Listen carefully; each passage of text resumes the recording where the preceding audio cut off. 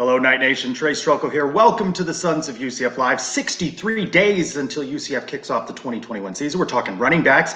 It is the wild, wild west. Name, image, and likeness goes into effect, and the Sons mailbag runneth over with your questions, and we're answering those. Let's welcome in the Sons of UCF, Adam and Mike. Happy New Year, guys. Happy fiscal New Year for UCF. How many beers have I had? I'm seeing two of you, Trace. I don't really know. It's all about brand, Adam. It's all about brand now. Too many blue moons tonight. Also, happy Bobby Bonilla Day to all of you out there. Ah, yes. There's too many images of Trace on this screen right now. Never enough images.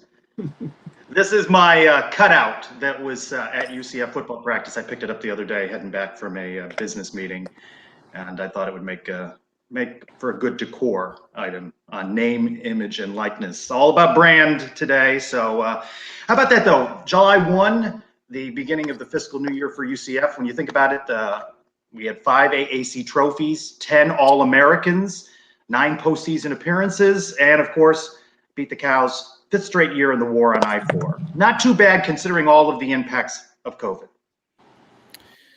Yeah, all in all, too. And you forgot some of the off-the-field stuff, right? Losing our head football coach, losing our athletic director, and yet UCF sitting in a really good position today, which I don't think we all would have thought coming into the early part of 2021.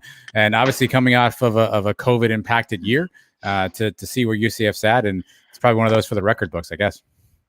And this is it. This is a whole new world now with college football and all of college sports. Players making money. We've heard about this for years. It's been a hotly debated topic. Now, from today going forward, the whole world has changed. The whole world. It's a big statement. The whole wide world has changed. Let me run through some quick football headlines before we get into the meat of some of our topics. Another boom. Defensive end Keenest, I believe is how you say it. Thompson chooses UCF over Miami and Texas. 3-star prospect, number 61st defensive lineman in the country.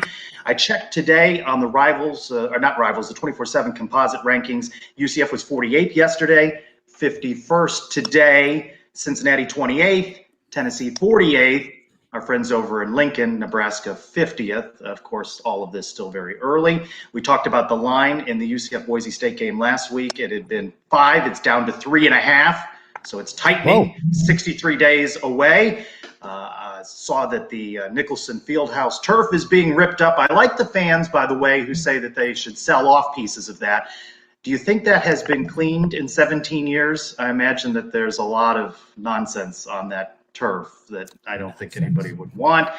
And Dylan Gabriel, a big man on campus today because of name, image, and likeness. He has been named to the Pro Football Focus preseason All-American honors list. So that's a quick look around. What jumps out at you from the week in football news?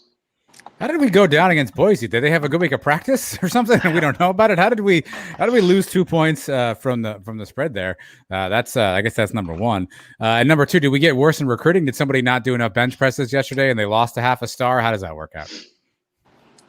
Keenest Thompson is a big deal for me. We're building the offensive and defensive lines first. Seems like that's our big priority in recruiting. And we all know football is one up front. The other thing with the turf, 17 years old that turf was, and I'm surprised we haven't had many injuries on that thing. True. I guess it's a good thing that they're replacing it. And if they want to sell it, I mean, Mahajer talked about how he would sell anything. Why not? People probably pay to have that in their backyard and say, hey, this is the turf that UCF used to practice on. Mahajer would sell anything. That is an interesting phrase. Last week, we took a look at the quarterback position in our ramp up to the start of the 2021 season. Today, we're talking about running backs. No Greg McCray, no Otis Anderson, some changes there. What's biggest question on the mind for you guys? I think there are a lot of questions, a lot of uncertainties at the running back position, but you know that this is going to be a focal point of the Gus Malzahn offense. What's on your mind at the running back position? Yeah, Trace, for me, a lot of names, a lot of kids that we've seen play that we know have talent. A couple of new guys coming in, Isaiah Bowser and Mark Anthony Richards, that we don't quite know. So I guess it's how does Gus integrate all of these different running backs into the system? You've got a guy like Bentavious Thompson, a bigger back. Then you have a guy like Johnny Richardson, a smaller, shiftier, faster running back. RJ Harvey, a converted quarterback who got a lot of run during the spring game. So I guess A, who separates themselves, but B, how do these guys all complement each other? And how does Gus going to use all these together? Will there be a goal line back? Will there be a every down back? Will there be a third down back? You know, in his history, he's had a couple of big running backs, Trey Mason, Kerryon Johnson. So he's had some running backs that have been sort of bell cows for him. So how does he leverage all these guys together, and who separates? I think right now that's a question mark. The presumptive guy would probably be Tavius Thompson, but we saw a lot of RJ Harvey in the spring. So who separates and how do they all complement each other? I think are probably the two biggest things from my mind. And who does Gus go with to start the season? He has familiarity with Mark Anthony Richards, right? Coming over from Auburn. Doesn't really know the other guys very much. So will he start with Thompson? Thompson's been waiting patiently now behind Otis and McCray to get his shot. He deserves a shot. And then you got the other guys. I've been looking at Johnny Richardson for the last couple of years. He might be my breakout player of the year this year when we do our preseason awards. But there's so many to pick from. It's the opposite problem from last week when we discussed quarterbacks. When we said, hey, if Dylan Gabriel goes down, we don't know who's going to come in or what we would do. With the running backs, we have a plentiful group to pick from. That's the Marlon Williams breakout player of the year, correct? Get it right. Yeah, get it right. Name of the title. What's your confidence level in Tavius Thompson?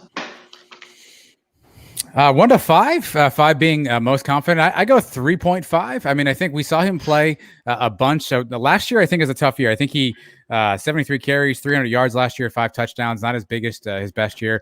The year before that, though, he seemed like he was just a guy who was gashing the defenses. Now, to be fair, we were up in a lot of those games. He was running against second and third string defenses.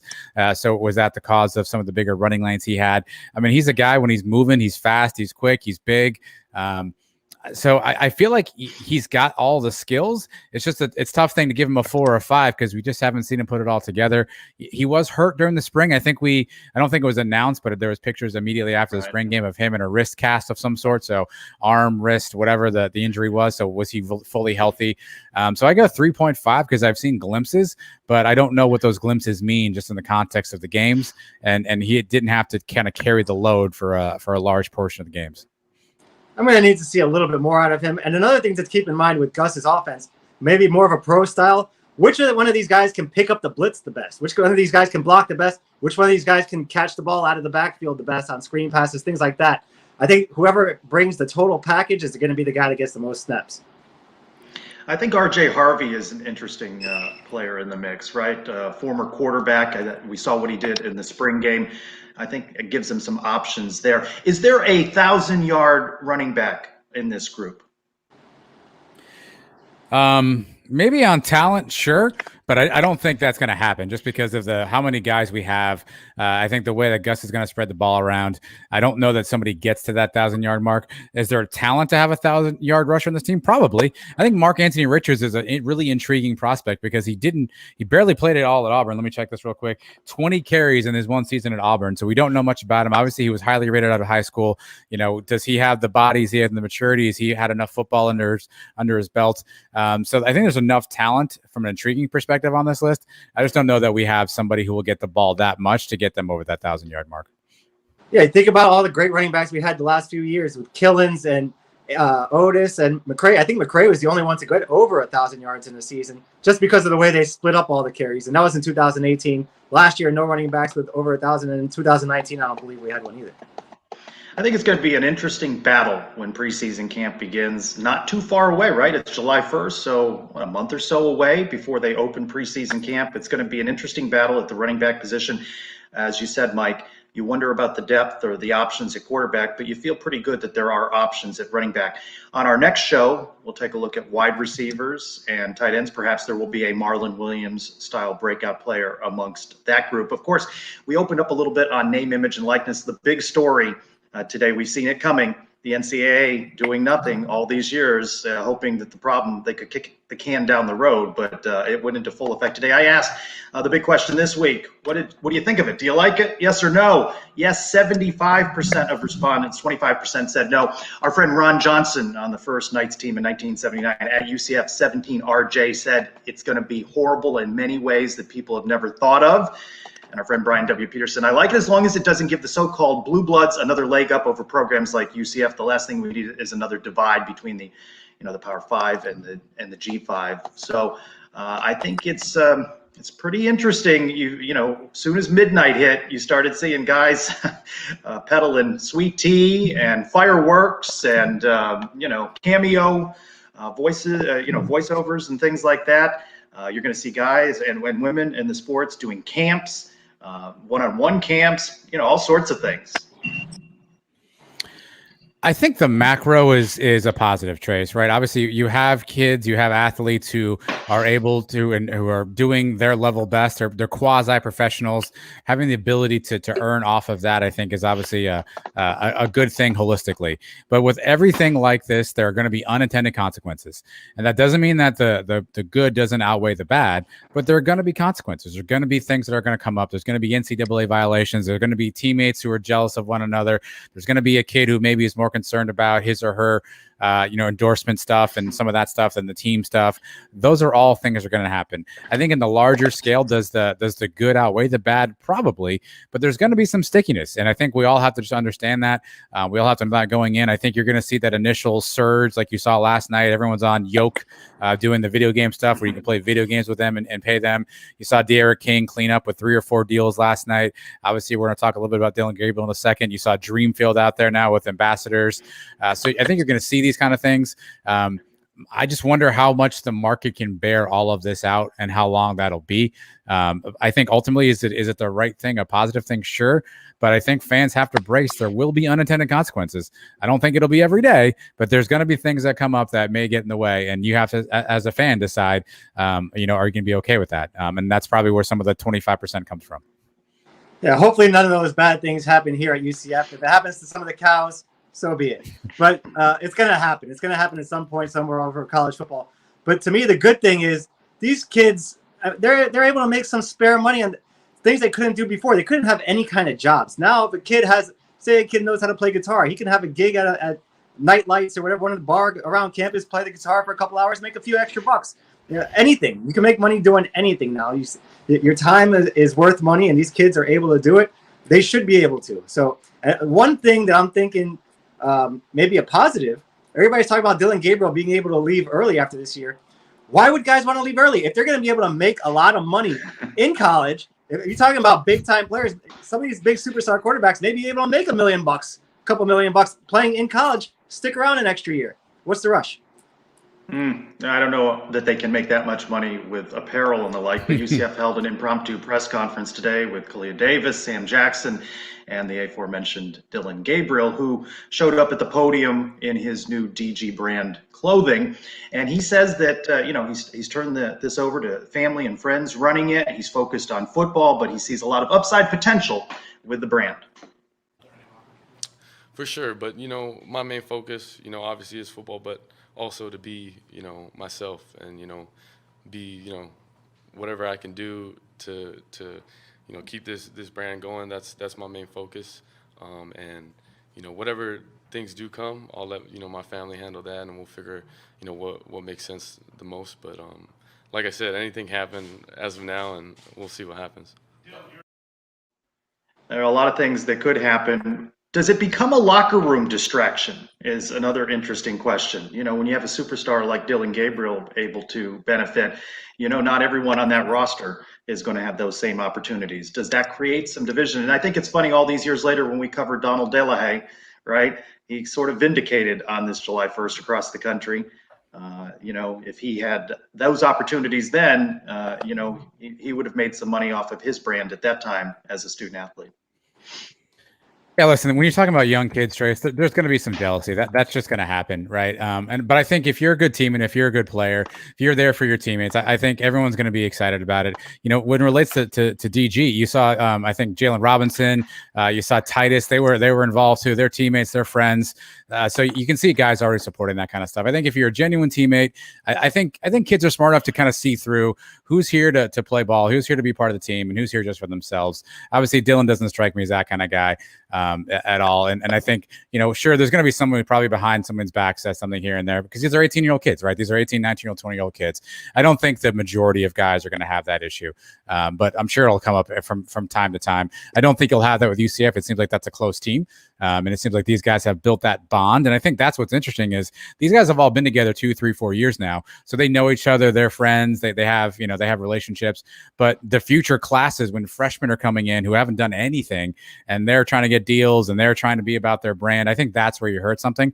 I think guys like Dylan and this first crop, they're going to have the opportunity to, or have had the opportunity to form relationships. And I think that's going to be an important part of people trusting them in this process.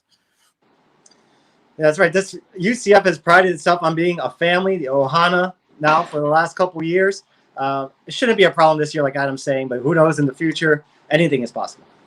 Well, let's dig in a little bit more on DG the brand and welcome in our guests tonight, Garrison Gabriel and AJ Salas. Gabriel, of course, Dylan's brother, who is part of the family helping run this, and AJ, the media coordinator. Guys, welcome into the Sons of UCF Live. Let's open up with you, Garrison.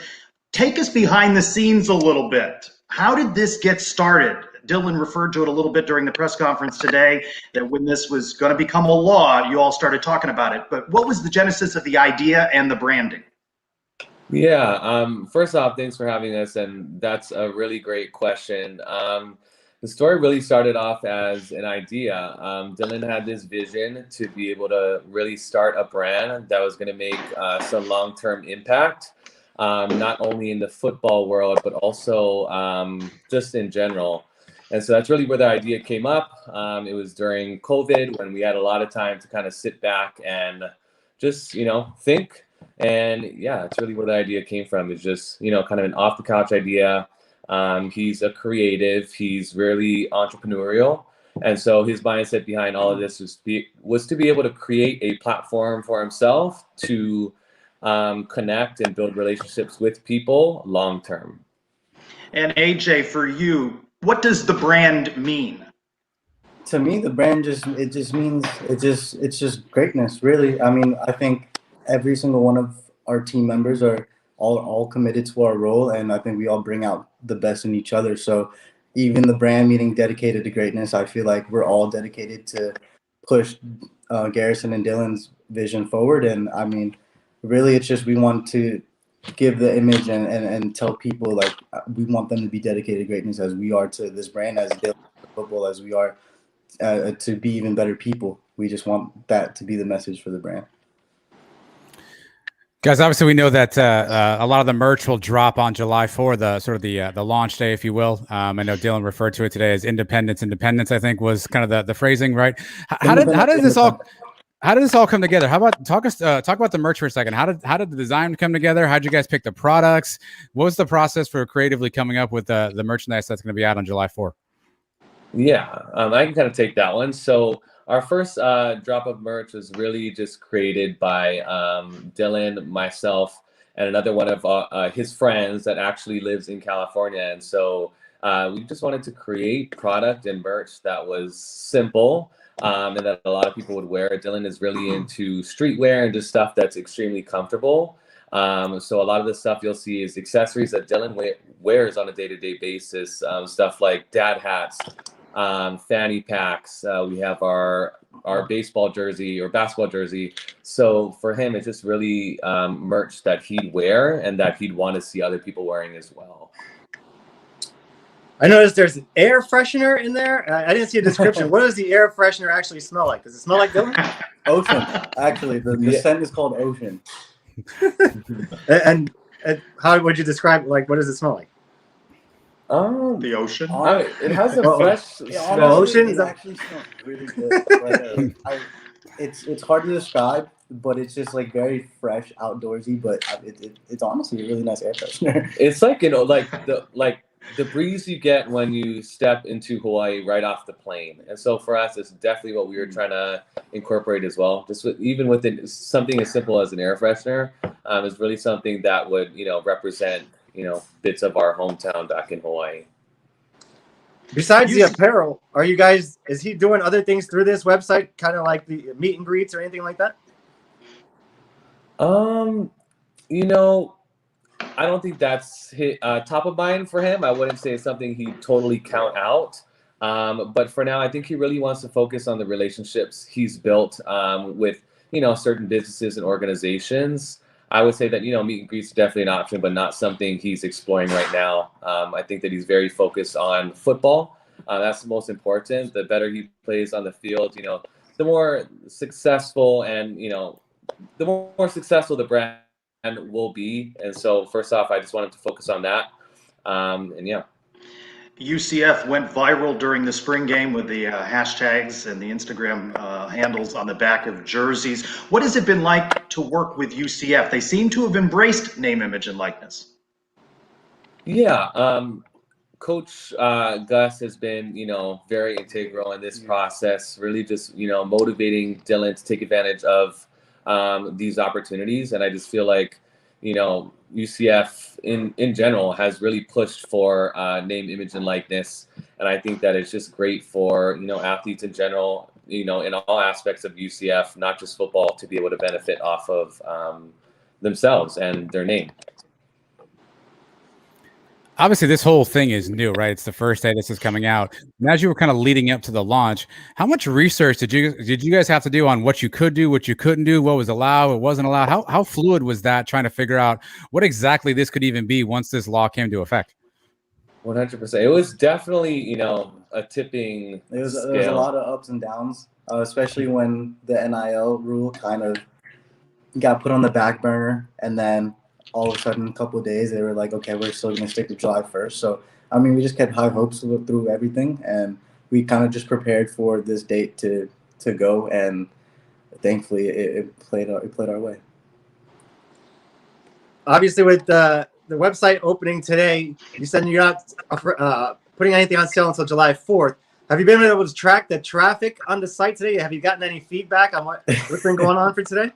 Yeah, I mean, all day we've kind of been looking at our Shopify account and, seeing the numbers and the engagement there. So we're all really impressed and we're getting excited for July 4th. I mean, a lot of us, this is very new. It's uncharted territory. So to be able to see that and, see the support from the UCF fan base is amazing. And we're really grateful and appreciate that. And we're really stoked for July 4th to see what goes down.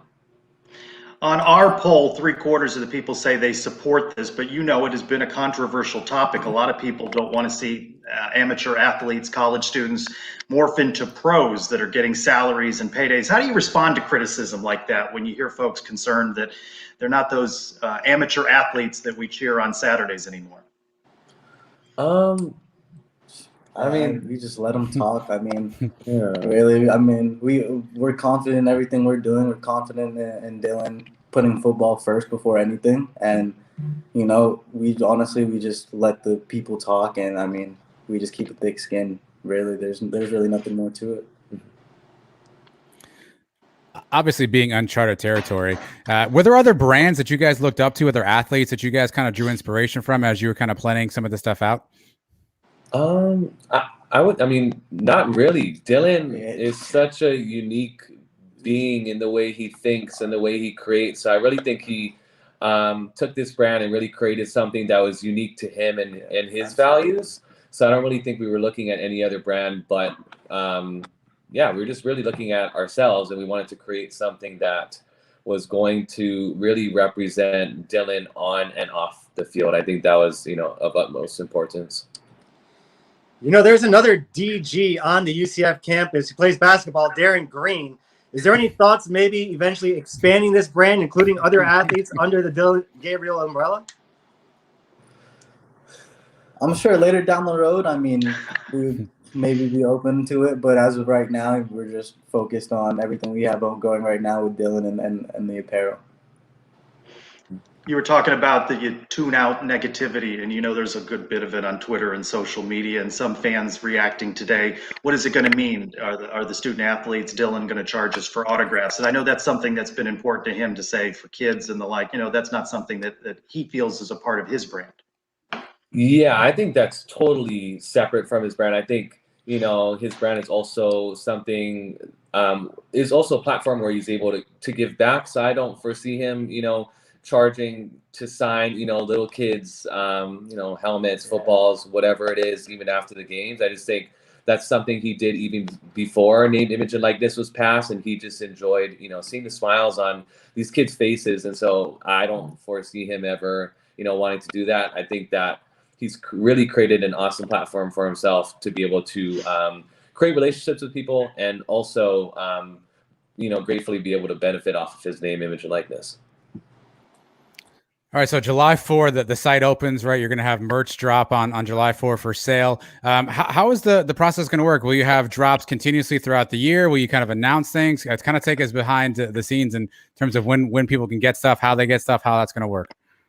So really, we just have the website will be up on July 4th at 12 p.m. People will be right now. You're allowed to go on the website and browse through it, but you just can't check out. So come 12 p.m. on July 4th, you will be able to go on the website, pick whatever you want, purchase it, and rock your DG merch. But as of right now, the plans we have for drops are really get rid of this inventory and then look into the new drop. And I mean, we want to keep it just accessible to everybody, but as of right now, we really have plans for a drop. Don't really want to say too much about it, but we'll have something for Night Nation for sure, so they can be satisfied with it too. Will he be able to wear some of this stuff on the sidelines? I like just putting on the dad hat when he comes back off the field, things like that. Do you know if that's allowed? We don't really know yet, so we can't really say much about that. But it may be a possibility. We really have no clue about that kind of stuff. I know Dylan would pretty much have to work through that with UCF, and we definitely don't want to cross any boundaries or barriers that are up right now. So just playing it safe and just having a brand that he can wear outside of football, because I know that football is a big part of his life, but also the family part, the friends, that all the things outside of football are also important to him. So I feel like there's definitely other ways he can represent the brand outside of the football field. During today's media avail, he came out with some of the DG branded wear. How did you feel, knowing all the work that you've put in for all of these months, to see him up at the podium today wearing those items? Oh man, I was literally just telling him probably like an hour ago. I was like seeing him up on the podium wearing that logo with everything that's happened, with all the preparation.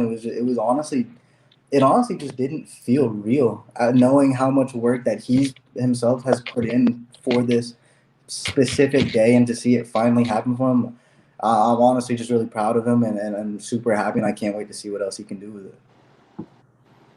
Obviously, we know Dylan is as a proud Hawaiian. Will we see any Hawaiian influence in future DG merch drops?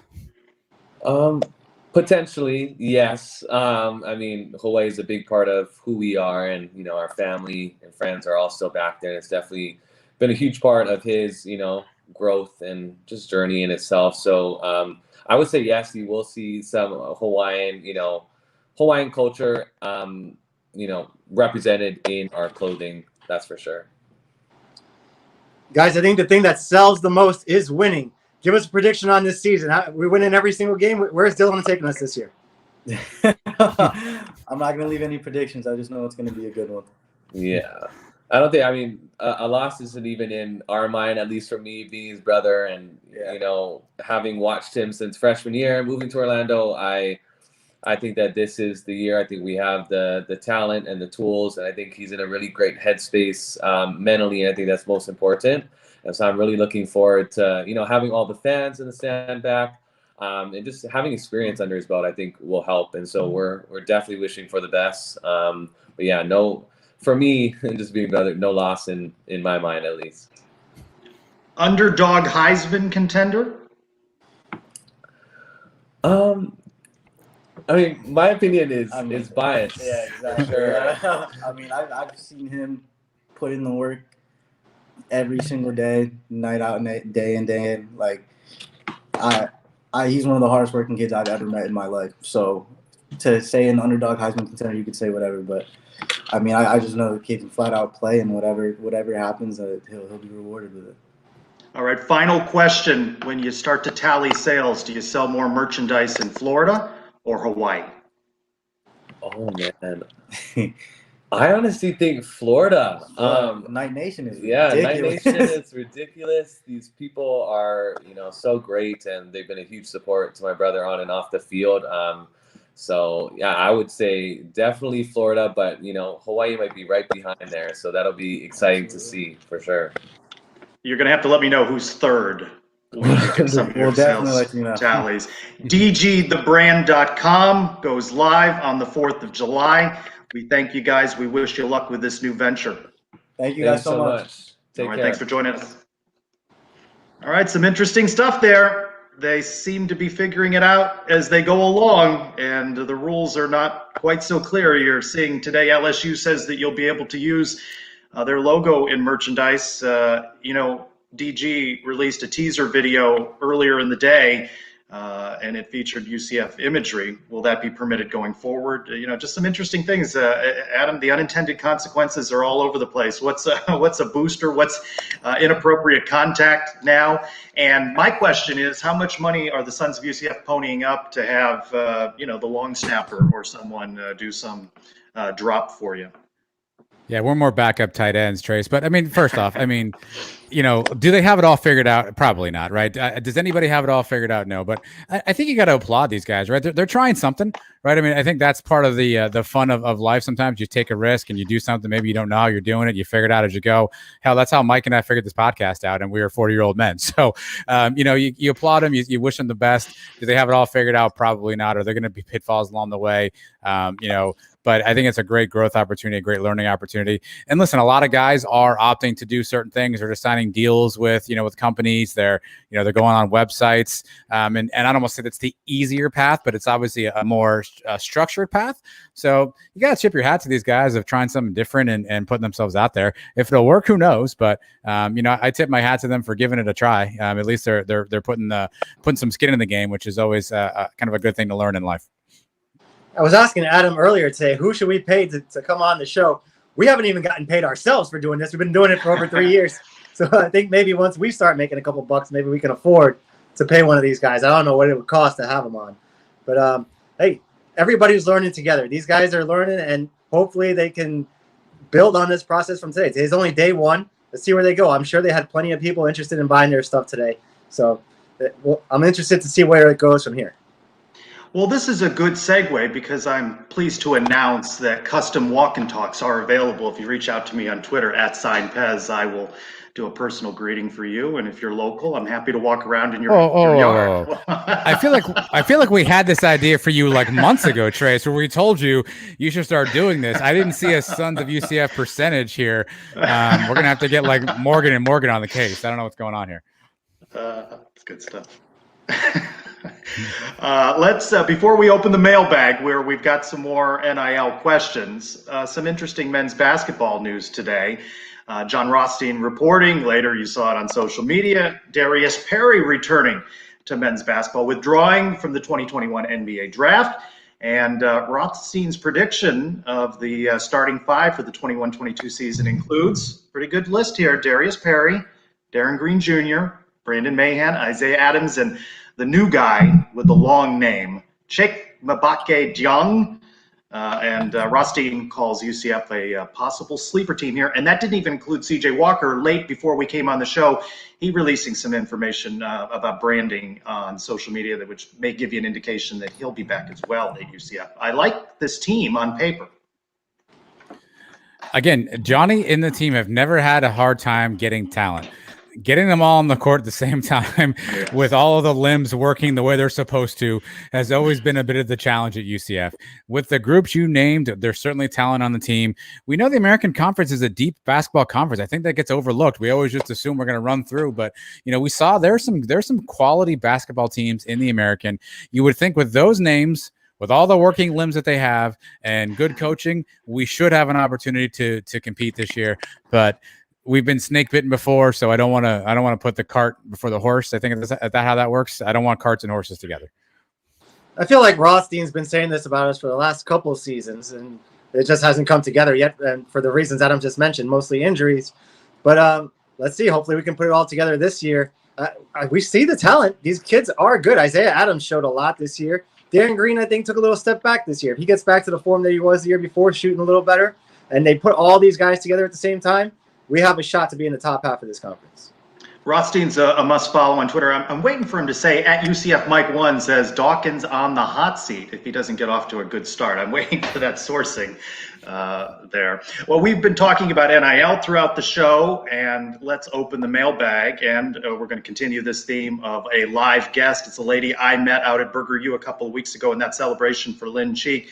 She's Joyce at Rejoice Nights, who has peppered us with some questions about NIL. Joyce, welcome in to the Sons of UCF Live. Fire away.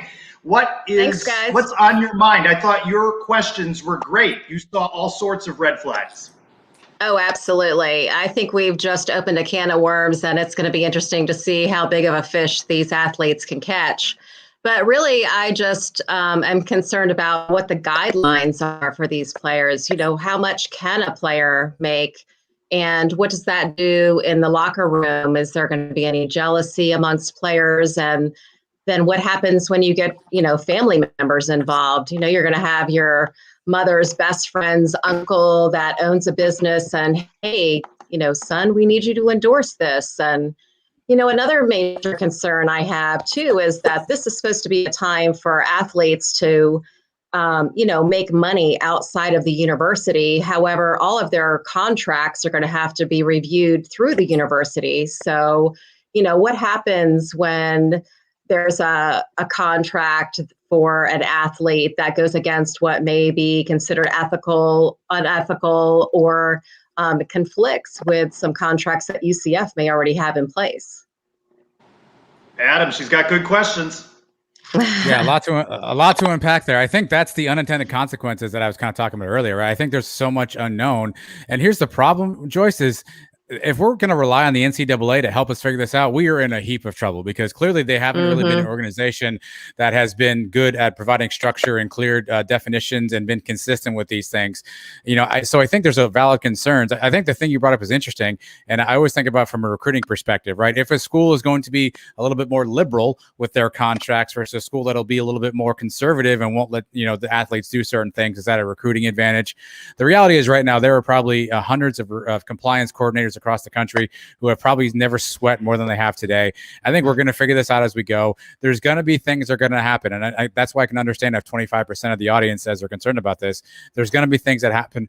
And I think that's just the unintended consequences. My bigger concern is, the NCAA is not equipped to provide structure. They never have been. And I think that's going to cause a lot of concerns for colleges. And unfortunately, I think the only people who suffer from that will be the kids because they won't be able to get clear direction on what they're allowed to do and what they can't do.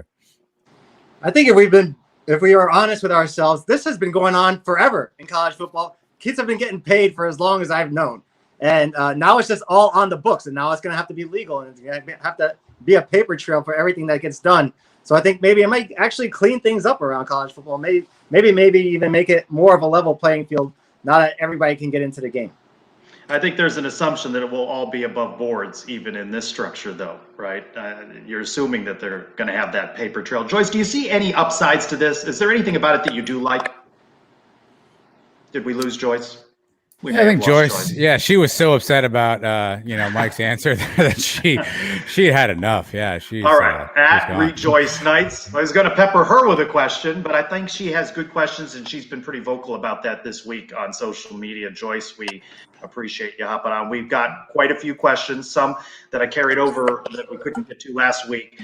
At Sublime Night says it's Thursday. Hold on. Well, we've got Joyce back. Joyce is back.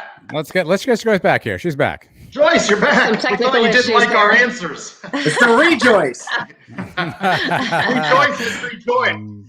My question before you dropped out is, do you like anything about this? Do you see any upside in this NIL situation?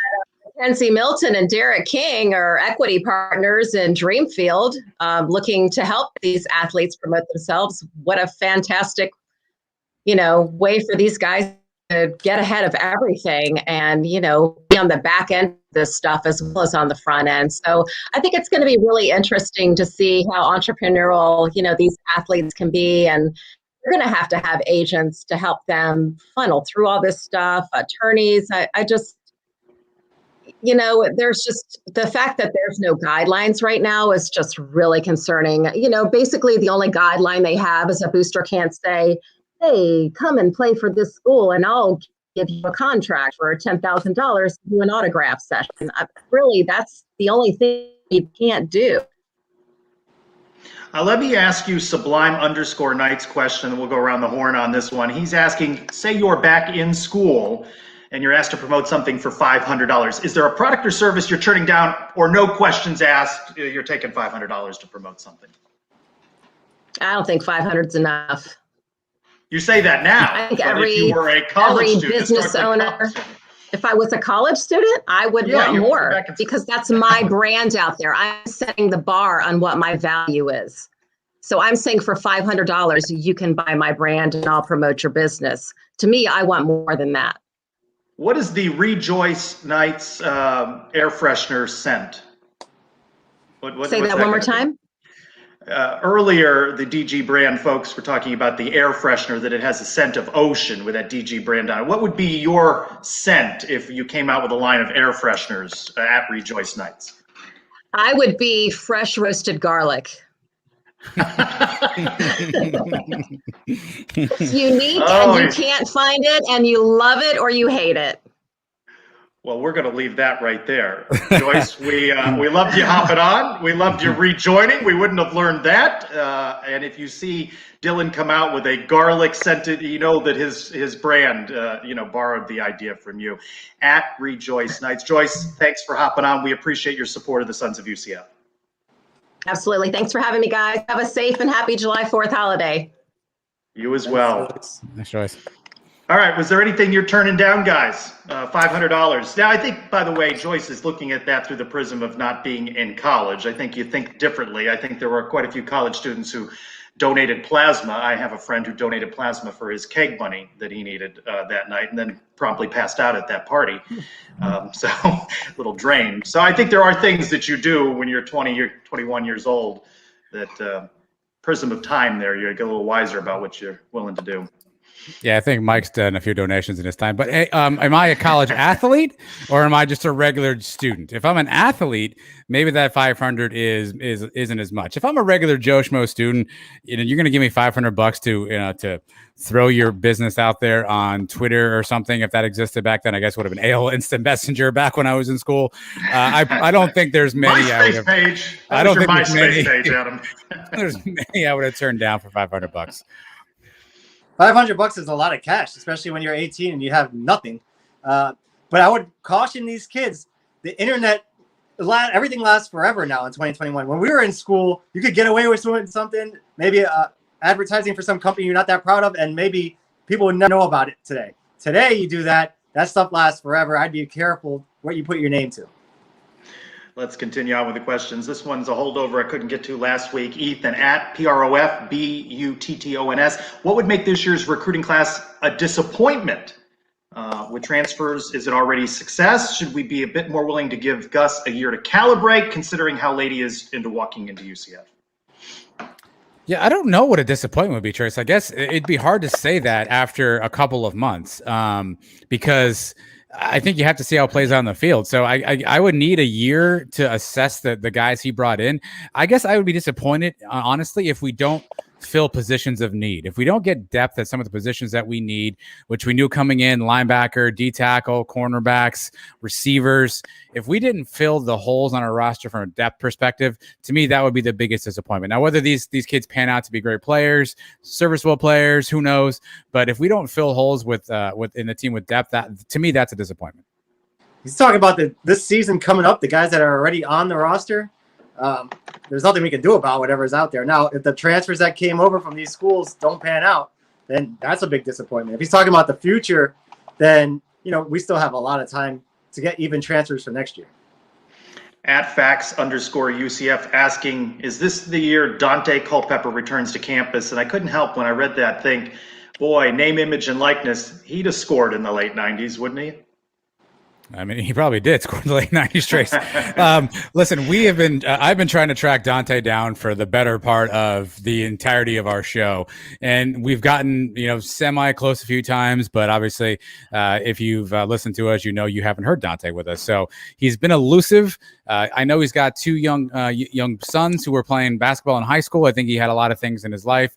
Maybe this is the entree. I think the Varsity Knights program is definitely getting a little bit more oomph this year. Carlos McCants is doing a great job. Kareem Reed being on staff is helpful. Although you haven't seen a ton of Dante era guys back on campus yet, at least through pictures. Sean Jefferson looked like he was there recently, pointing at himself in the Ring of Honor. I think if those ties kind of reform, I think you have an opportunity. But Dante seems to be pretty comfortable just being on the spotlight. And as much as I'd love to have him back, it needs to be on his terms. But so the answer is only if he comes on our show first. I remember the first week of being on campus, I saw Dante at Burger King when he was on the cups, and he was all over the place, plastered. So yeah, he would have made some money. But I'll believe it when I see it. I haven't seen Dante on campus now, I think since one of the first couple of years of the stadium opening, 2007, 2008. So it's been a while. If we can't get him on, I don't know who's bringing him back. I had a date, a time, and a location to interview him in person. Florida Sports Hall of Fame inductions. Supposed to meet him, and then he had some family matters come up and was a no-show at that event, and that fell through. So I was this close to talking to him on a Tuesday night in downtown Orlando. Would have been nice. At 911_black_gold, Wade asking, our streak of not announcing a football game with a Power 5 is at 39 months. This is a hot topic for him on social media. How long until that streak ends? How long is it going to last? And I think with every passing day, he and other fans get more anxious that Terry Mohajir hasn't announced some higher profile deals than FIU. Does this include June? Because I don't know. Is this July only? Is this now 40 months? I don't know the math on this 40 one. months. I held that question. We ran out of time last week. So I saw it. I actually read the rundowns, and so I saw that last time. So I don't know if it's 40 months now.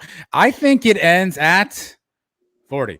I think Mohajir's been teasing this team. Our beloved UCF Mike heard it directly from Mohajir. He's got another school out there. They were close to announcing. He really, really wanted to. I think Mike's saying that he actually told him in his ear after the interview was over, so maybe Mike already knows. So I think he's really close. Timo strikes me as the kind of guy that wants to share good news when he has it. I think as soon as somebody gets a pen in their hand, Timo's going to run to a microphone near you. So I'm going to say it ends this month, either 40 or 41, however the math goes. I'm prepared to wait till it gets to 50. I think it may be a whole other year. Who knows? And, the way they're changing the whole thing with the college football playoff, we may not need to schedule one of these P5 schools anymore. So, I'll believe it when I see it. It's another thing. I'll believe it when I see it. This next season is all scheduled, and the season after that is all scheduled after that. So really, we're looking for 2023 is where we have the next opening. He's got a little bit of time, I guess. Thank you, Elo, for reintroducing Beverly Hills 90210 into our conversation. At Brian W. Peterson, how many UCF players get drafted in the 2022 draft? I think 4. I'll go 4. Jeez, 5, just because I don't want to be you, Trace. Wow. Hey, cardboard cutout. 3. Walk-in talks available for a nominal fee at SignPaz. You can directly message me. We're talking about if Dylan Gabriel leaves early, that's another factor. A lot of possibilities. Right now, if you're talking about seniors, you're talking about guys like Big Cat. Who knows? A couple other maybe. So. Shocking Mike would bring up the Big Cat. That's such a surprise that the Big Cat would be. Is there a drinking game associated with this when you bring up Big Cat? It should be. At GoKnights_Paul J asking a couple of questions. First one, what one away game would you want to go to this season on the list? Navy. Navy seems fun. Louisville also, where we made history that one night. That could be a fun one too. The second question from Paul: have the Suns confirmed their tailgating plans, or have they given up? His $75 cooler payment still stands. This is a hot topic. A lot of people want to know where you're going to be. They want to meet you. I see my time to Mike. Yeah, I see my time to Mike. I will be on campus. Game's at 7. I'll be there at least by 3 o'clock. So there's going to be 4 hours. Where on campus? I don't know yet. With who? I don't know that either. Whoever wants to hang out with me, give me a call, write me a message, and we'll figure out a place. You've said that to some before and then shunned them, but I digress. Give you a call? At Do they have your number? I don't... Call me, homie.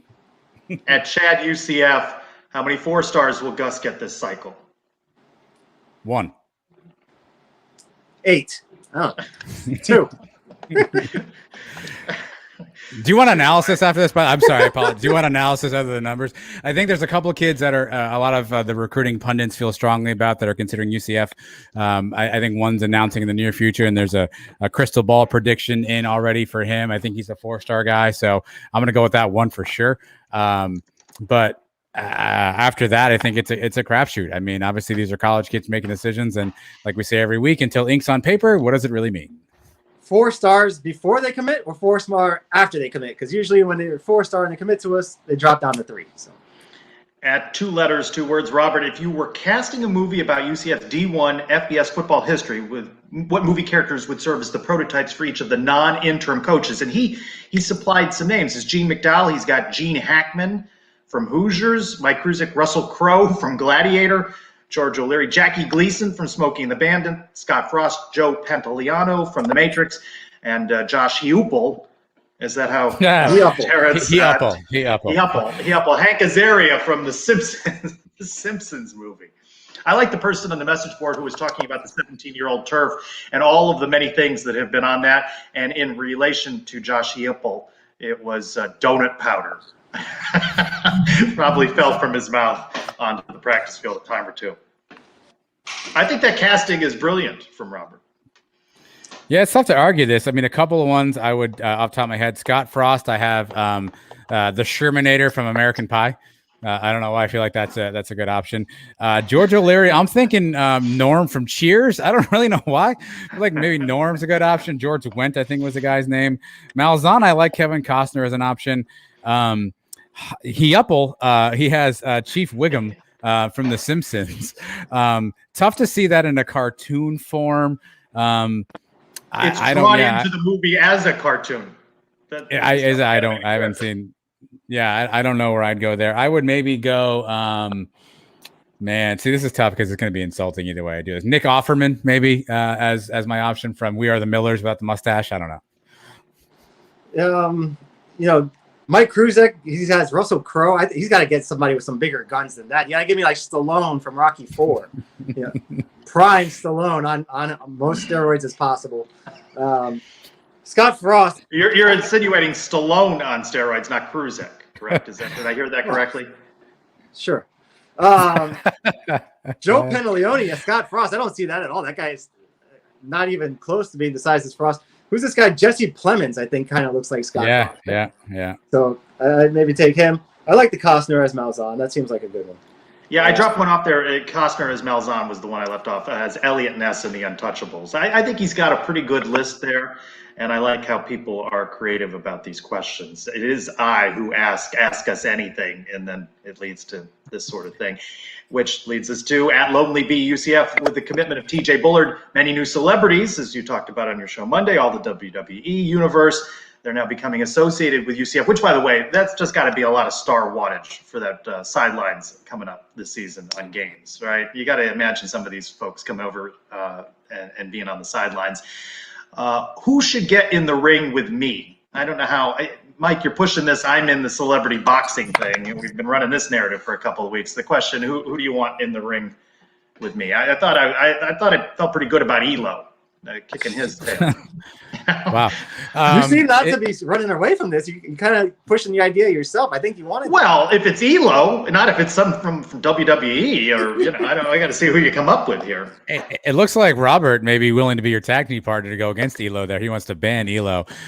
So is this person going to be fighting you, or are they like a tag team with you? I don't know. We can. Let me tag team. I'll give you a tag team partner. Let's get Trace with Rob Gronkowski, who recently tweeted his congratulations. So give me Trace and Gronk, two wild guys with great hair. He takes on Titus O'Neil. I take on Elo. I like that. No, I'd pay to watch that, I guess. I don't know about $75, but I'd pay. That's for the ice bucket. Yeah, if that's for the ice bucket, what's the celebrity boxing attendance?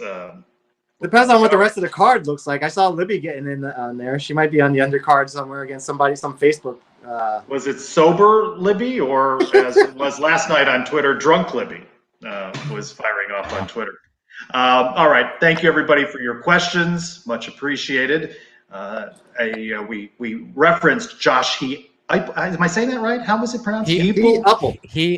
Yeah. But I really think, as much as Terrence Plummer was an entertaining guest, the real star of episode 138 was, thank you, me. You were on? Yeah. Trace, are you available? Want to be on the show? We ran out of ideas. Remember that? Yeah.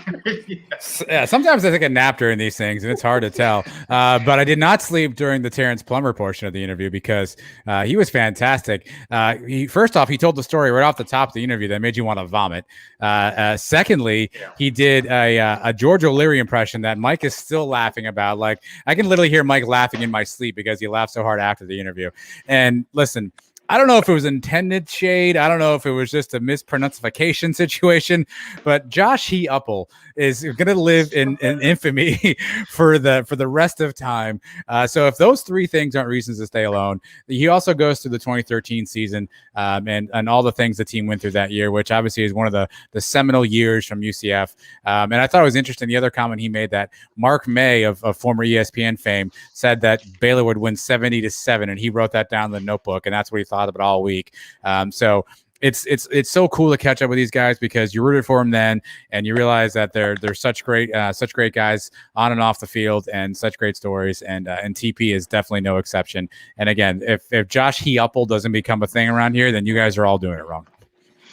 When he was doing the O'Leary impression, I was holding in my laughter as much as I could because I didn't want to get on top of it. But as soon as he was done, I couldn't hold it in anymore. It was great.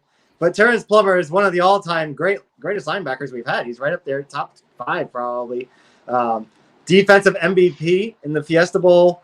The interception at the end of the Memphis game to keep that season alive. Just a lot of great moments with TP, and it was fun reliving them with him. What was so good about his George O'Leary impression, not only did he deliver it well, but he had several lines there. He just rolled with it, He didn't just say a word or two in the voice. He had a whole thing. It got a little Mike Tyson-ish towards the end, which is probably the only complaint I'd have with it. But yeah, some guys are shy about it. I think if you've listened to our interviews, we've asked guys before. Brandon Hellwig did a sneaky, pretty good George O'Leary, if I remember correctly, too, Mike. And some guys try a couple of words, hey, Ace, and that's it, they're out. But TP read a monologue, and God love him for it. Yeah, he punctuated it, though, with the ace at the end, which was cute. Yeah. That might be a good project for you, Mike, is to pull all the previous clips of the various impersonations and edit that all together in a video that you might find on twonightsmedia.com, along with all of the other content for the Sons of UCF. Yeah, there's no way we're doing that. Adam would have to do it because I don't have any of those files. But if he wants to send them over. The lost interviews.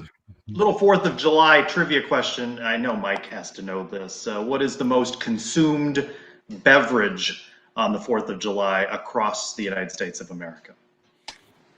It's not beer? Are we talking brands? Are we talking just genres? It's general beverage, and Mike got that right. That was beer. I'll end with this question. We learned earlier that the DG brand air freshener is like the ocean. Having been to Hawaii, I can't identify with his brother's comment that you do get a sensation when you get off the plane in Hawaii. Mike, Adam, what would be your scent? We've heard garlic tonight from Joyce. What about you? What do you got? Tangerine White Claw. I was just going to say, is it during football season? If it's during football season, it's going to smell like Heineken or something. Off season. Which, if you give Mike a call on September 2nd, 63 days from now, you might be able to get a whiff of that Heineken scent. I'll do some kind of contest, like a scavenger hunt, like what we're going to do for the hats. Find UCF Mike on campus. We'll drop clues throughout the days. Maybe whoever finds me gets a hat. Look for the gnome. Where's Waldo? what are we doing here? I'm gonna be. Yeah, you know what? You're right. I'm gonna be wherever Nelson is. Wherever Nelson says he's gonna be, that's where I'll be. How's that? Good answer. 63 days from now, but 7 days from now, You will not find us from 8 to What? 9. As with the 4th of July week upon us, we're going to take a week off after 24 consecutive episodes. You got to give us a little break. Maybe I'll give you one final free walk and talk before I start charging for them. What do you think you could get for a walk and talk? $5, $1. No idea. I'd feel bad taking money from kids, but I'd do it. I'd do it. Not like Dylan Gabriel wouldn't do it, but I'll take money from kids. Can you give me a promo? Can I get just like a promo walk and talk? Maybe make fun of Paul Jones, who just called you lazy. Maybe a promo walk and talk, something like that. How do we know that he was talking about me? I mean, how do we not? I guess. Wait a second. Are you guys doing a show on Monday? No, we're lazy though. Okay. We admit Well, that. I don't know. Hold on. There will be Sons of UCF content released this week. Is it Sunny Side Up? Is it what's the name of that show? What's the name? Could be whatever you want it to be. There's Sunday Night Conversations. There it is, Sunday night. There's the one and only Partly Sunny episode that got released. So there's that one too. That was Mike Golick, right? That was Mike. It was Mike Golick. Sunny. Yes, yeah. Who, by the way, was fantastic on the Richard Sons Dice of podcast. Yeah, there you go. Did we ever come up with UCF players that connote fireworks or 4th of July? No, I'm. By the way, a little hint: when you get ready to do UCF players or coaches that are associated with Valentine's Day, jot down Greg Lovelady now. Don't forget that this season. I'll write that down. Yeah. Nobody. Like There's nobody named the weather Boom ones, or and we forgot Storm Bang. Johnson. That's right. Storm was bad too. Can anybody in the chat? Anybody? If you guys could hear my voice, anybody out there can give us a UCF player coach who connotes 4th of July? Anybody named Bang or Firework or anything Sparkler. we're missing? Anybody? Cost Sec advisor. I know this is up your alley, my friend. There'd be a meme or a GIF right out with that if he had one. I think it's All right. I thought it was interesting tonight to speak with Garrison Gabriel, AJ Salas, a little bit more on DG the brand, the big topic of conversation, and we're going to be hearing a lot more about it in the weeks and months ahead. Trina, Flash, Jalen Robinson. Oh yeah, that works. Yeah, call. Smart lady. I don't know Smart lady. I don't know if this is a JPP joke, but it works, Robert. It works. It does work. It does work. All right, guys. Thank you, Joyce, for jumping on, and thanks to all of you for watching. Have a safe and happy 4th of July. I'm Trey Strelko. Go Knights. Charge on.